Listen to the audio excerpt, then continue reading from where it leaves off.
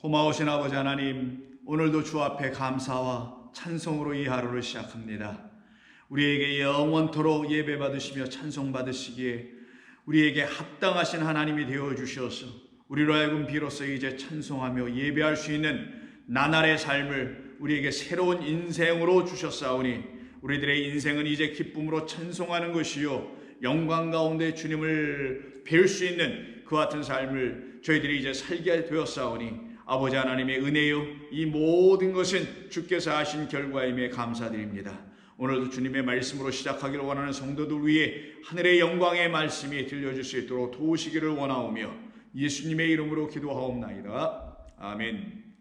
자, 하나님 말씀 나눕니다. 어제와 같은 본문인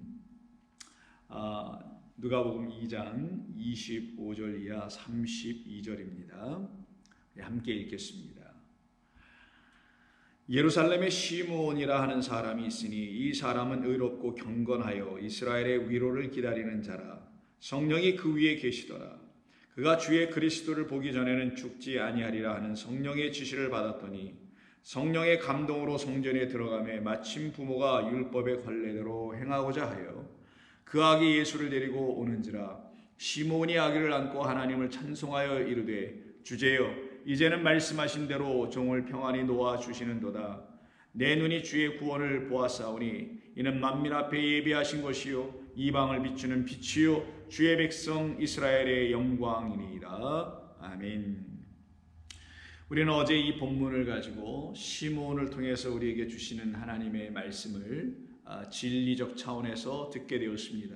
그것은 바로 시므온을 이끌고 성전으로 데리고 가신 성령의 인도하심, 강권적인 역사죠. 완전히 하나님의 영에 사로잡혀 있어서 그의 육적인 생각에 더 이상 들어 나올 수 없도록 들추어질 수 없도록 인도함을 받은 그와 같은 사람 시몬이었기 때문에 그는 결국 성전 안으로 들어갈 수 있게 됐습니다. 근데 어떤 성전으로요? 율법으로 지은 성전이 아니라 하나님의 언약으로 세워져야 할 성전으로 들어가게 됩니다. 그래서 그 언약으로 그 언약을 이루시기 위해서 이 땅에 오신 그리스도가 계신 성전으로 시므온을 인도했다고 27절에서 말씀하죠. 물론 우리의 말 의역으로는 성령의 감동으로 들어갔다는데 감동으로 들어가는 게 아닙니다. 성령 안에서 들어가는 겁니다. 성령은 우리를 당신의 진리로 하나님 앞으로 끌고 가시는 성령이시기 때문에 성령 안에서 우리는 성전으로 들어가게 됩니다. 그때 들어간 성전에는 아기 예수가 계신 성전, 곧 그리스도가 계신 성전을 말하는 것이죠. 그때 그 아기를 받아 안고서는 하나님을 찬송하죠.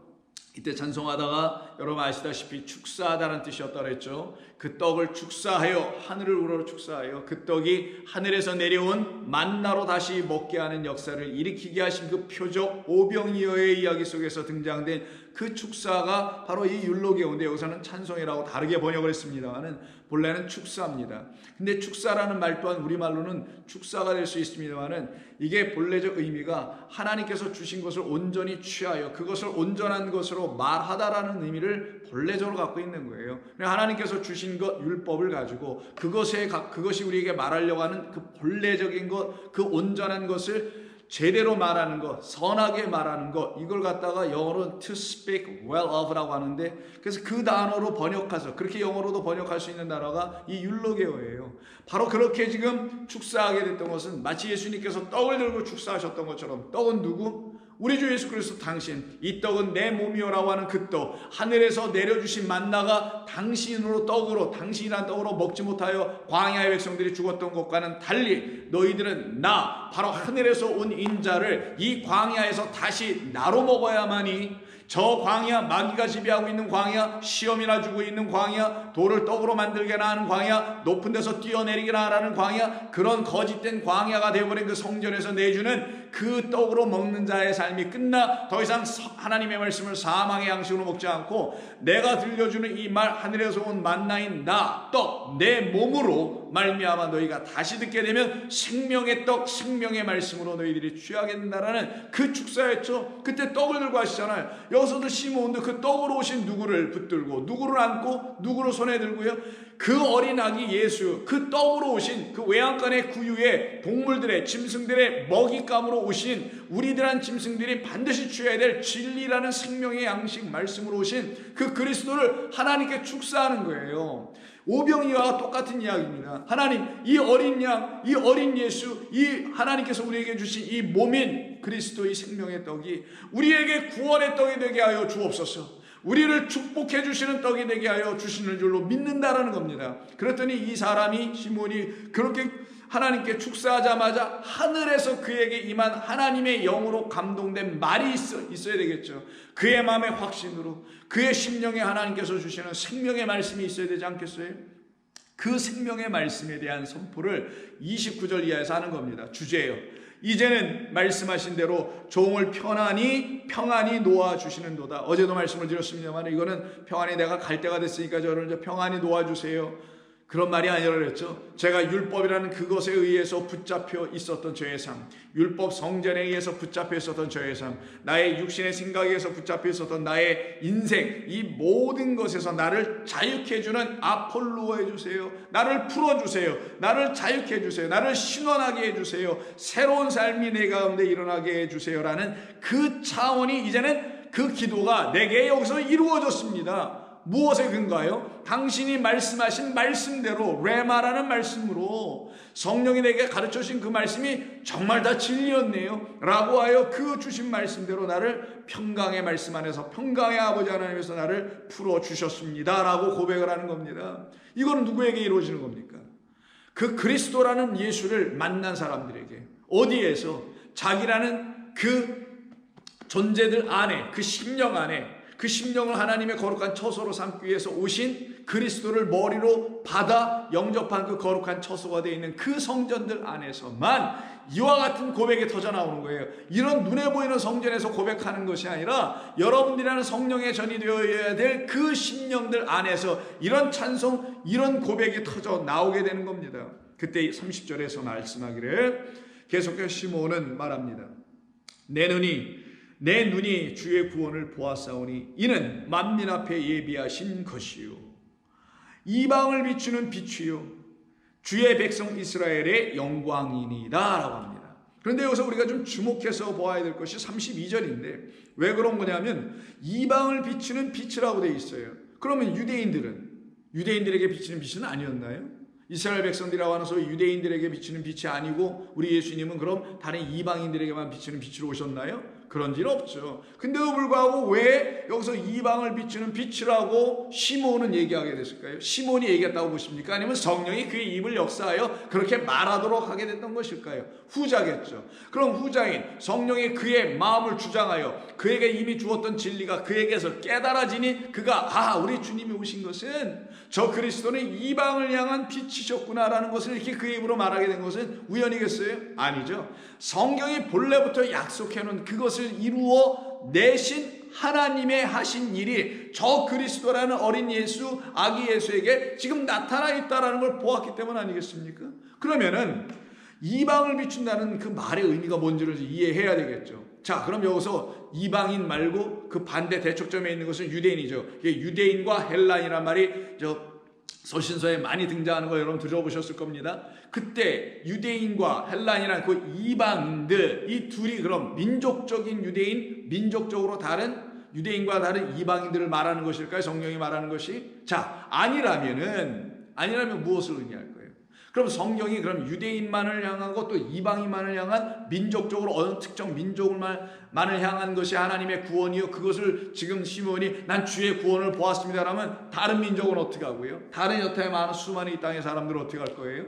그런 게 아니어야 되겠죠. 자, 그러면 성경이 말하는 유대인과 이방인의 그 개념을, 그 뜻을 먼저 여러분들이 이해하셔야 되는 거예요.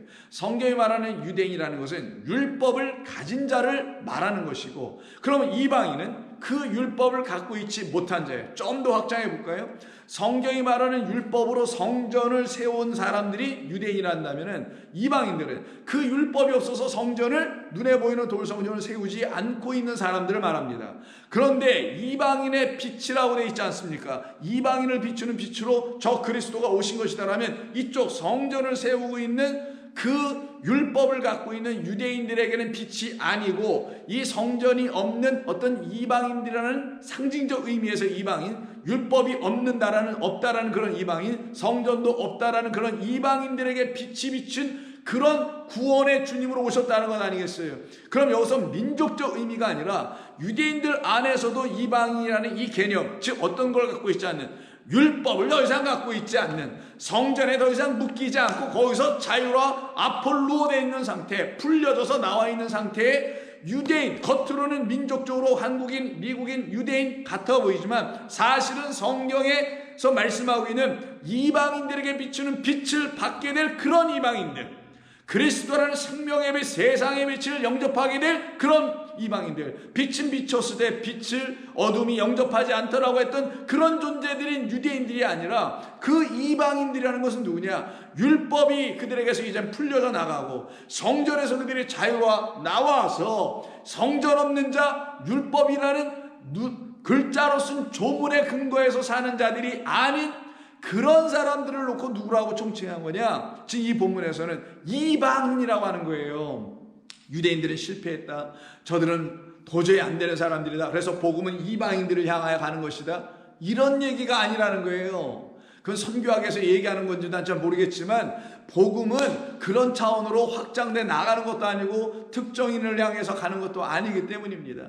그건 다 비유며, 비유라는 것은 어떤 것을 설명하기 위해서 하나님께서 이렇게 예를 들어 사용하시고 있는 것뿐이라는 것을 여러분이 아시고 읽으시면 되는 거예요. 다시 말씀드립니다. 유대인은 율법을 가진 자, 성전이 있는 자예요. 이방인은 그것을 갖고 있지 않은 자, 율법도 성전도 없는 사람들입니다. 근데 율법도 성전도 없는 자에게 왜 빛이 비쳤을까? 그럼 여기서 완전 문제가 되는 거 아니겠어요? 율법을 갖고 있다는 유대인들에게 왜 빛이 안 비쳤을까? 그것이 무엇이냐? 율법을 갖고 있지만 그 율법이 말하려고 하는 그 본래 것을 들춰내려고 하는 것을 아직 보지 못하고 있기 때문에 그런 가운데 있는 사람들에게는 그 빛을 아직 못 보고 있는 사람들이다. 그들은 그 빛을 아직 그 빛을 만나지 못하고 있다라고 지금 얘기하는 것이고요. 이방인들은 뭐냐? 그 율법에서 풀려나와서 율법이 말하려고 하는, 계시하려고 하는 게 뭔지 알았어요. 율법이 들추어 계시하려고 하는 게 뭔지 알았어요. 그거는 믿음입니다. 그리스도십니다. 그건 생명의 말씀인 거예요. 영원하신 아버지 하나님이신 겁니다. 그분이 누군지를 이제 율법이 증거해 주는 것을 통하여 알게 됐어요. 그럼 그때는 그들은 율법에 붙잡히지 않지, 율법이 말하려고 하는 그 진짜 진리에 자기들의 영혼을 완전히 붙잡히게 만들어가지, 그 진리가 그들을 사로잡게 되지, 이쪽으로 넘어온 사람들을 지금 이방인이라고 하는 거예요. 그래서 오늘 본문 32절에서 번역에서 하나 놓친 것이 있고 오히려 그 번역을 하지 아니하고 우리말로 비추는이라는 말을 더 넣습니다. 여러분 성경을 보시게 되면 이방을 비추는 비추라고 이렇게 우리말로 번역을 했잖아요. 이때 비추는이라는 단어는 없어요. 파이노라는 단어를 써야 되는데 그러면 그런 헬라어는 없습니다. 여기 뭐만 있느냐? 맨 앞에 빛이 있어요. 포스라는 말에 빛이 있고, 두 번째는 전치사 헤이스가 있습니다. 그러면 뭐뭇을 향하여, 뭐뭇을 위하여, 뭐뭇을로, 뭐 이런 뜻이에요. 그러면 그 다음에 뭐가 하나 있냐? 아포칼립스라는 단어가 있어요. 이 단어가 뭐냐? 그 유명한 계시라는 단어입니다. 그러면 그 다음에 붙는 게 저 이방이라는 단어가 있는 거예요. 그러면 이방이라는 말이 맨 끝에 있습니다. 그럼 이방인의 계시를 위하여 온 빛이다, 이런 뜻이에요. 이 빛은 이방인의 계시를 위한 빛이다, 이런 거예요. 직역하니까 좀 더 이해가 안 되는 것 같아 보죠. 그럼 설명이 필요한 거네요. 이방인의 계시가 뭐냐는 거예요. 계시는 오직 그리스도 예수만이 계시예요. 하나님께서 당신을 들춰내시기 위해서, 계시해 주시기 위해서 우리 가운데 보내주신 분이 그리스도 예수십니다. 그리스도 예수가 우리들이라는 모든 존재, 이 땅에 하나님의 말씀으로 다시 지어져야 될 그런 이방인들에게는 누가 된다? 계시의 역할을 해준다라는 거예요. 어떤 계시? 하나님의 말씀이나 율법을 진리로 들추어주는 계시가 된다는 거예요. 그때 이 말씀이라는, 이 흑암이라는 말씀, 이 어둠이라는 말씀에 빛이라는 그리스도가 여기를 비춰주시면은 이 말씀이 드디어 글자로 안 보이고 뭘로 보이냐? 그리스도 예수로 보이게 되는 거예요. 그리스도 예수가 이 말씀 안에서 계시되어 툭 튀어나오는 겁니다. 그걸 누가 보느냐? 이방이 본다는 거예요. 이방은 누구? 율법에서 이제 나온 자들. 그들은 그 계시로 오신 그리스도 예수로 말미암아 이 율법이 말씀하고려 하는 본래의 그 이야기인 은혜와 진리인 그리스도 예수, 그 아버지 하나님이신데 그분을 드디어 빛으로 만나게 되는 거예요. 그게 바로 빛을 이방을 비추는 빛이라고 했는데, 빛은 어떤 빛이었느냐? 이방인들에게 계시되기 위하여 있는 빛이었다. 이방인들에게 하나님의 말씀을 들추어 주시려고 했던 빛이다. 다 조심하세요. 이 밖에 있는 어떤 민족을 말하는 게 아니라는 거. 어떤 이방인 율법을 갖고 있지만, 성경을 들고 있지만, 그런 기독교인들도 포함하고 이슬람도 다 포함되고 다 있겠죠. 그러나 이 율법이라는 이 성경을 가지고 이 성경이 계시하려고 하는 우리 뜻이 그리스도 예수라는 빛에 의해서만 비춰지고 들춰나게 될 때 그분을 만나게 된 사람들을 이방인이라고 하는 거예요. 그래서 일찍이 이사야를 보시게 되면 이사야 1장에서 이 말씀을 시작합니다. 이사야 1장이 뭐부터 시작하는 건가요? 여러분 잘 아시다시피 책망입니다. 누구를 향한? 유대인들을 향한 책망이에요. 너희들은 왜 이 성전에서 율법이라는 거에 근거해가지고 그 조문에 근거해서 율법 조문에 따라서 제사만 드리고 있느냐? 내가 언제 너희들에게 그런 거 하라고 그랬느냐? 이게 1장에 있는 책망입니다. 그러시면서 우리 하나님께서 4절에서 난 슬프다라고 얘기했어요. 난 슬프다. 범죄한 나라요. 너희들은 좀 잘한다고 생각하지. 너 그것이 하나님을 예배한다고 생각하지. 너 그것이 하나님께 영광 돌리는 것이라고 생각하지. 뭐하고 해서 너희들이 볼 땐 그게 하나님을 기쁘시게 하는 것이라고 생각하지. 아니다. 너는 내 생각과 내 뜻이 도무지 무엇인지 알지 못하는 그런 무지한 자야. 너는 그런 여전히 흑암 가운데 있는 자야. 그런 너에게 내가 슬픈 마음, I'm sad 이런 난 너무너무 슬퍼 너에게. 이런 얘기를 하는 거예요. 그래서 슬프다. 범죄한 나라요. 허물진 백성이요. 행악의 종자요. 행위가 부패한 자식으로다. 그들이 여호와를 버리며 이스라엘의 거룩하신 이를 마음으로 여겨 멀리하고 물러갔도다. 너희가 어찌하여 매를 더 맞으려고 패역을 거듭하려고 하느냐? 이렇게 쭉 말씀하십니다. 그러면서 7절에서 이런 말씀하시네. 너희의 땅은 황폐하였고, 어제 말씀 기억하시나요? 이 성전 그 암탉이 병아리들을 모으려고 수차례했지만 그 병아리들은 그냥 암탉의 밖으로 뛰어나가고 뛰쳐나가고 선지자를 죽이기나 하고 있는 이 집은 황폐해지려 한다는 말씀을 누가복음 13장에서 말씀했다 그랬죠. 똑같은 얘기 나와요. 너희의 땅은 황폐하여졌고 너희의 성읍들은 불에 탔고 너희의 토지는 너희의 목전에서 이방인에게 삼켰으며 이방인에게 파괴됨 같이 황폐하였다.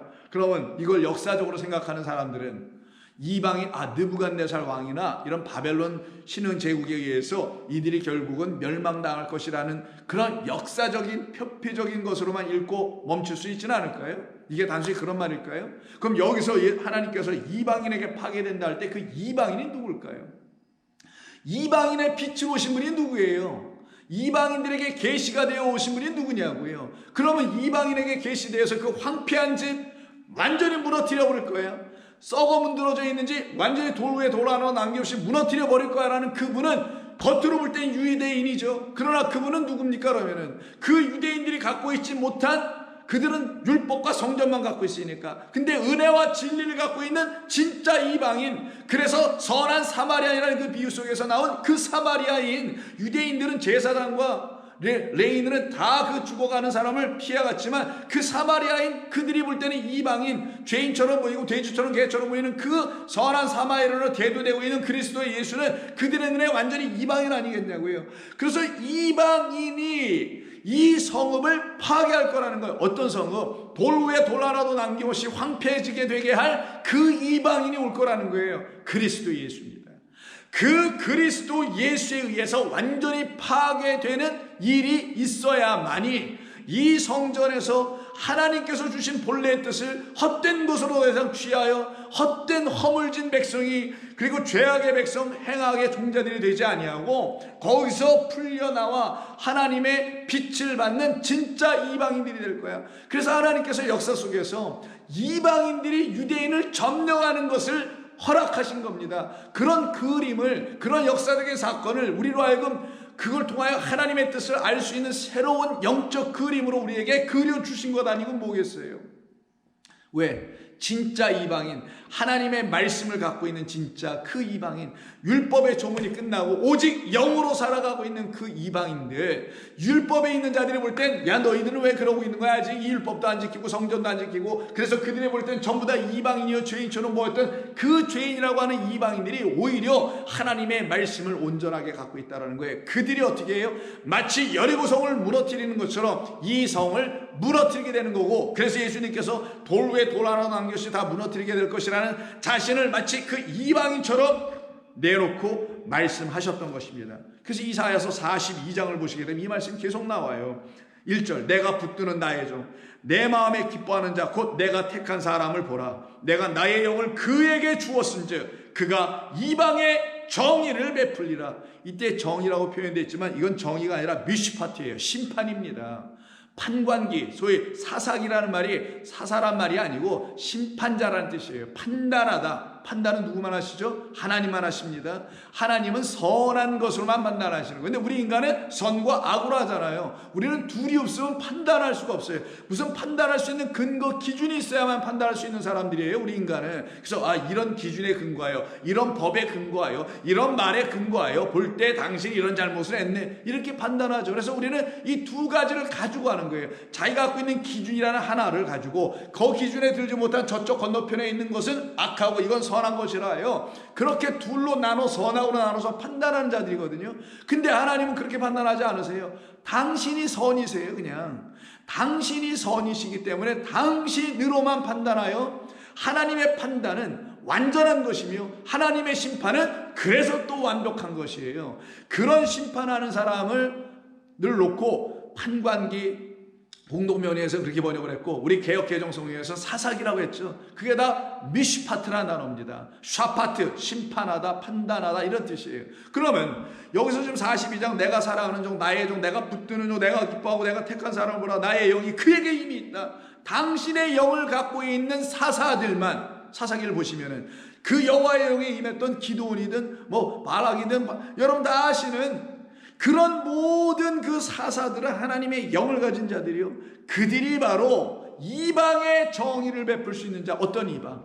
율법에서 나와서 이제는 하나님의 말씀으로만 살아가야 하는, 즉 진리의 영의 말씀으로만 살아가야 하는 사람들에게는 온전한 심판, 온전한 판단, 온전한 분별의 말씀을 주신다라는 거예요. 이게 무슨 이방 가서 심판하신다는 게 아니라, 자, 그와 같은 말씀이 거기서 기록된과 동시에 그 밑에 5절과 6절을 보시면 하늘을 창조하여 펴시고 땅과 그 소산을 내시며 땅 위에 백성에게 호흡을 주시며 땅에 행하는 자에게 영을 주시는 하나님 여호와께서 이같이 말씀하시되, 여러분 이걸 읽어보면 그냥 아는 거잖아요.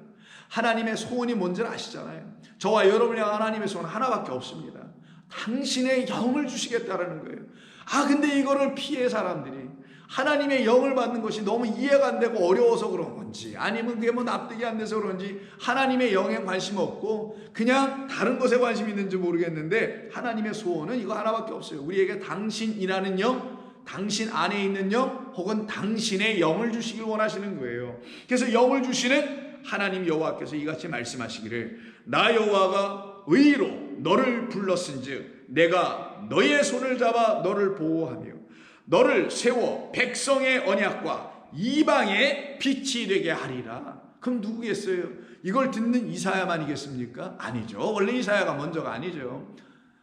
우리 그리스도 예수 하나님의 아들이 이를 감당하시는 것이고, 그에게 붙잡혀 있는, 그 영에게 붙잡혀 있는 이런 선지자들, 이런 사도들이 이 일을 계속해서 하게 되는 거예요. 그러면 이방의 빛이 되어 하나님의 언약의 말씀을 그 백성들에게 전해주게 되면 어떤 일이 벌어지냐? 그 이방이라는 사람들에게서는, 유대인들 율법의 조문 그냥 돌판만 갖고 있는 사람들에게 이런 일이 벌어지지 않지만, 거기서 나와 있는 그런 사람들에게는 어떤 일이 벌어지냐? 7절, 내가 눈먼 자들의 눈을 밝혀주게 되며 갇힌 자를 감옥에서 이끌어내며 흑암에 앉은 자를 감방에서 나오게 하여 나는 여호와니 내 이름을 그들에게만 주는 역사가 일어나게 될 것이다. 이것이 하나님께서 말씀하시는 내용이에요. 그래서 49장도 보세요. 이사야 49장 5절 이하를 보시게 되면은 다음과 같은 말씀을 합니다. 이제 여호와께서 말씀하시나니 그는 태에서부터 나를 그의 종으로 지으신 이시요 야곱을 그에게로 돌아오게 하시는 이시니 이스라엘이 그에게로 모이는도다.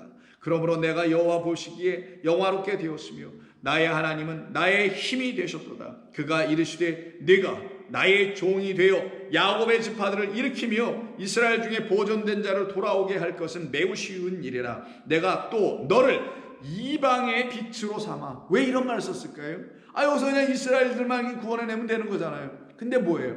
거기서 이 말씀을 듣는 그 보존된 자들, 그래서 여호와께로 돌아오는 자들을 누구라 한다고요? 그들이 진짜 이방이야. 어떤 의미에서 이방? 민족적 이방? 유대 그 경계선 밖에 사는 이방? 아니라 율법이 말한 그 말의 진리를 깨닫고 거기에서 나와 은혜와 진리라는 영원하신 아버지 하나님의 그 영 안으로 들어간 사람, 그들에게 너는 빛이 되지, 그리스도는 빛이 된다라는 거예요. 사마 나의 구원을 베풀어서 땅 끝까지 그 구원을 선포하게 할 것이다 라고 말씀해 주네요. 한 군데만 더 봅니다. 이사야서 56장이에요. 56장 3절을 보면 여호와께서, 잘 들으세요, 연합한 이방인은 이런 얘기를 해요. 여호와께서 누구랑? 당신과 연합한 이방인. 당신과 이방인들이 어떻게 연합을 해요? 하나님도 모르고 아무것도 모르는 그 다른 종교를 믿고 있는 사람들이 어떻게 연합을 해요? 불가능하겠죠. 그러니 그런 이방인 말하는 게 아니에요. 하나님의 말씀이 1차적으로 갖고 있고 하나님의 성전 안에 거하고 있는 유대인들, 하나님의 백성이라고 하는 이 기독교인들, 하나님의 말씀을 어떤 형편에서든 다 갖고 있는 사람들, 하나님의 말씀으로 지은 이 우주 만물 안에 거하고 있는 모든 피조물이에요. 확장해서 이야기하면은 그들을 놓고 뭐라고 하냐? 그들 중에 나와 연합한 이방인들이 있다. 율법이라는 돌과 연합하고 법조문에 연합하고 성전의 제사 의식에 연합한 자들이 아니라 그것을 뜻으로 준 나와 하나가 되어 있는, 한 몸 되어 있는 이방인이 있다라는 거예요. 그런 이방인은 말하기를 여호와께서 나를 그의 백성 중에서 반드시 갈라내시리라, 떨어뜨리는 거예요. 나오게 하는 거예요. 마치 홍해를 건너 출애굽하게 하듯이 나오게 하는 겁니다.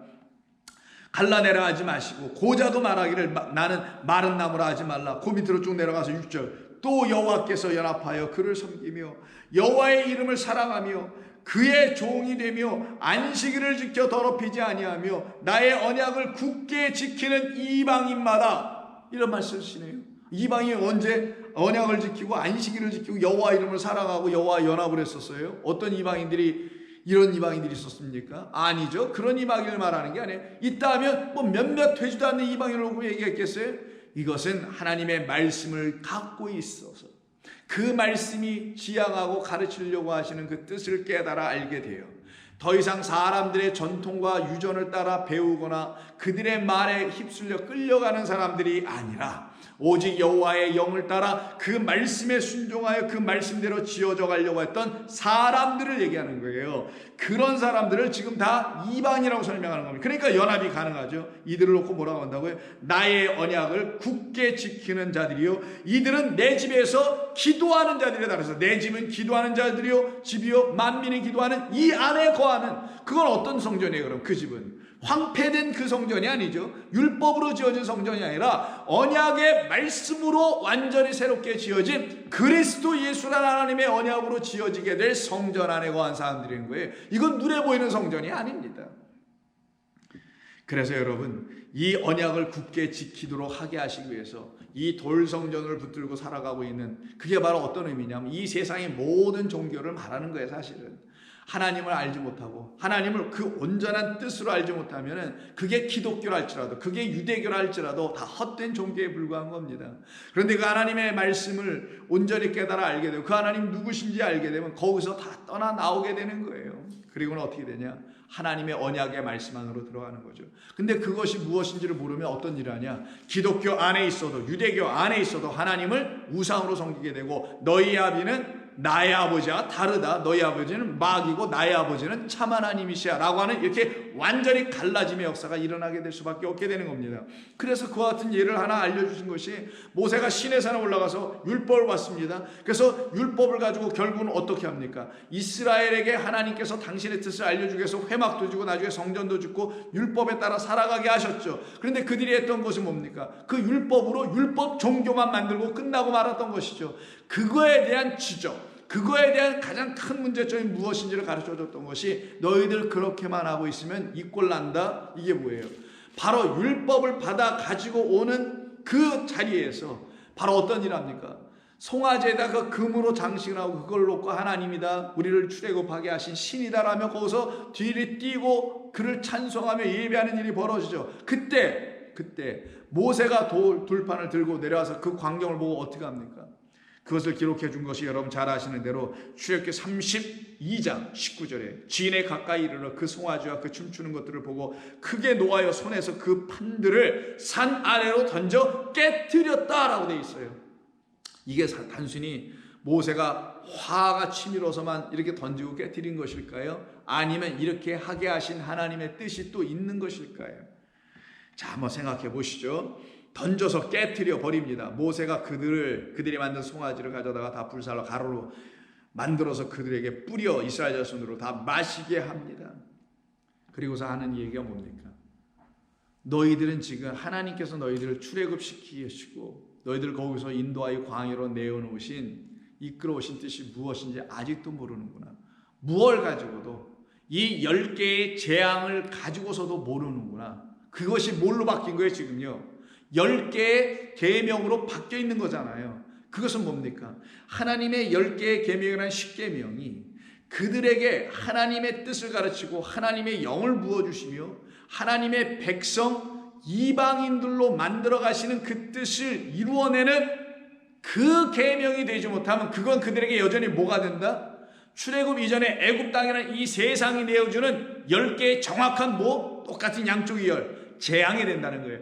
10개의 하나님의 말씀을 계명 차원으로 붙들어 그걸 조문으로 붙들고 그 조문이 요구하는 대로 해버리면 바로 애굽에서 살았을 때 그 재앙받는 것과 다를 바가 없게 된다는 거예요. 그래서 그거는 너희들에게 반드시 깨어지고 없어져야 돼. 그런 돌로 세워지는 너희들의 신앙, 그런 신앙들은 너희들에게 완전히 회파되어야 되고 무너져야 되는 거야. 이게 성전 무너짐으로 설명해 주신 것이지 성전을 무너뜨리시는 목적으로 하신 게 아니란 말이에요.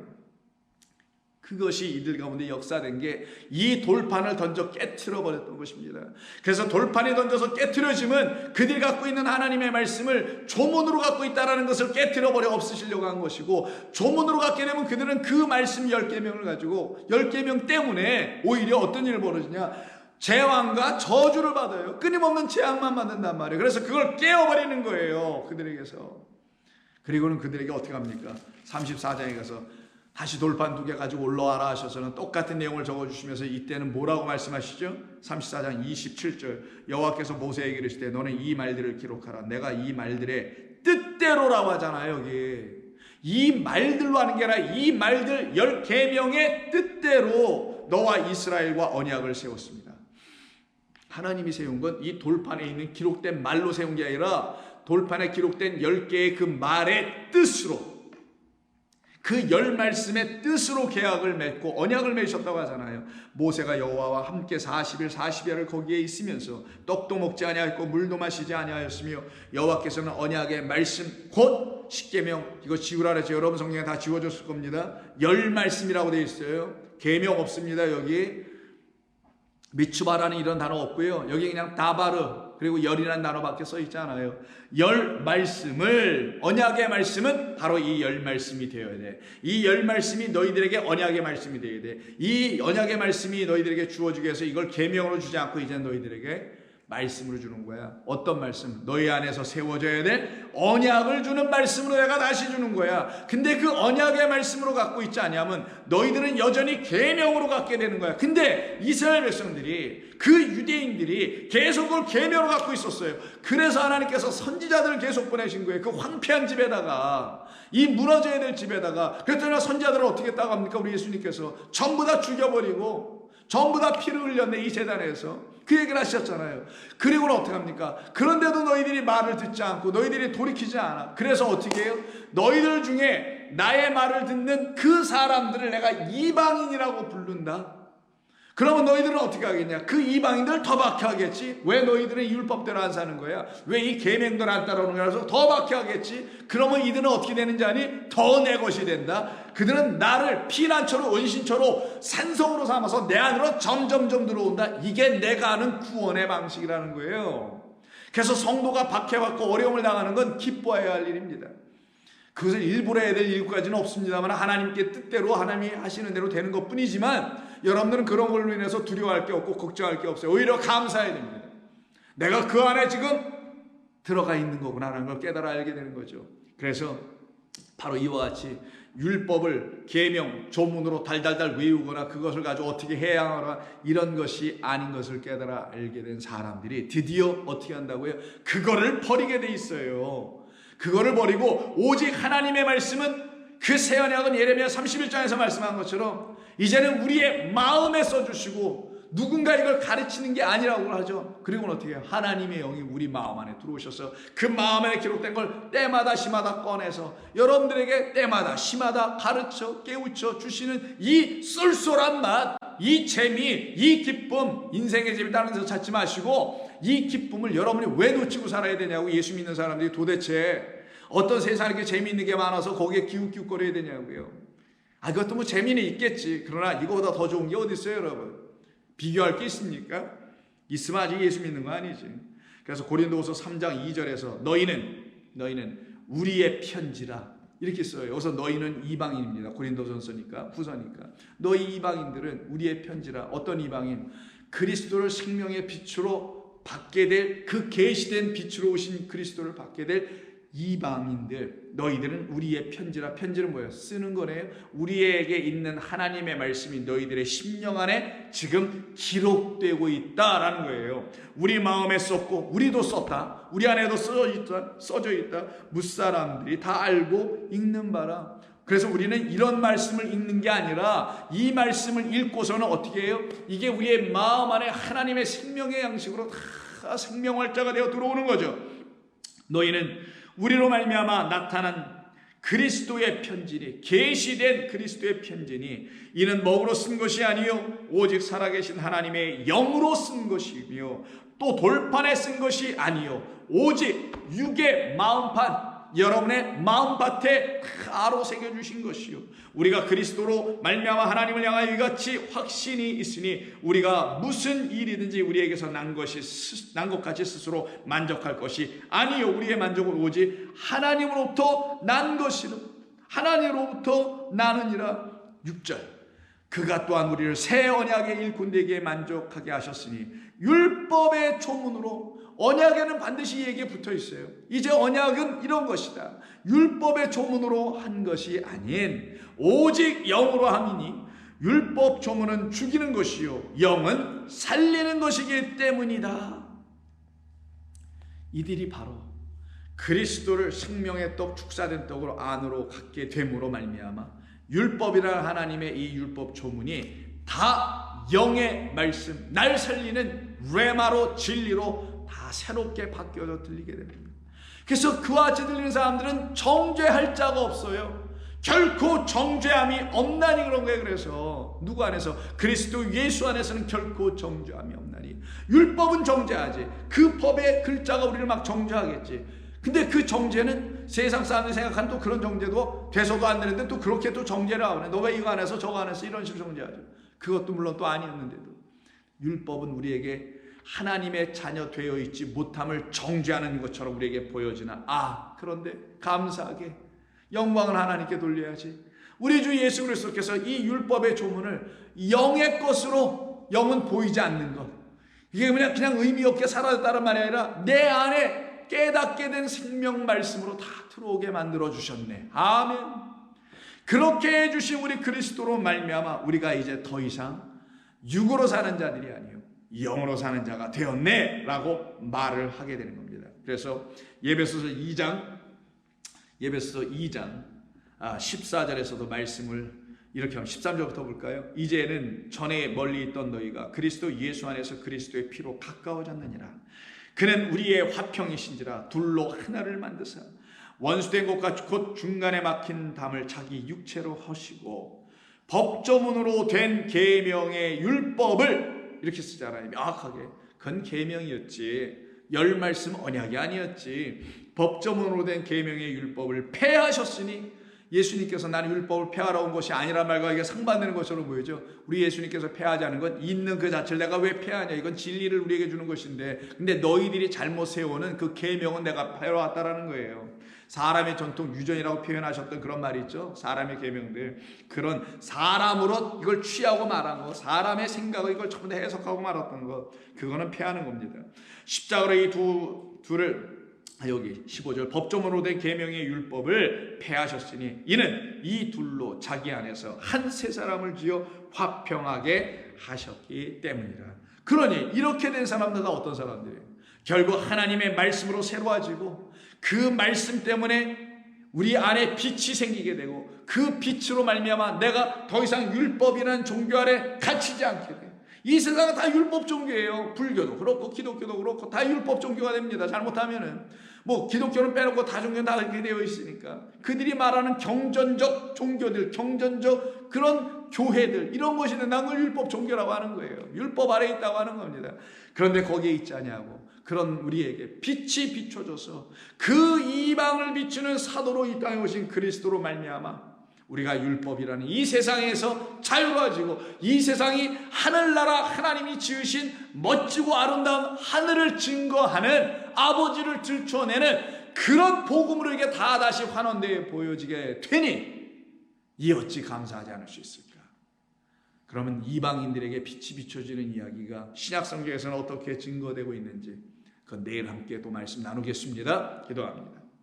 아버지 하나님 고맙습니다.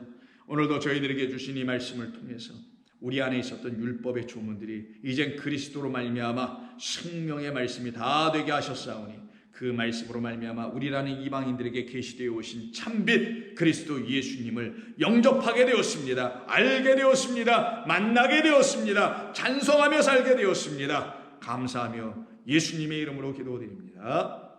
아멘.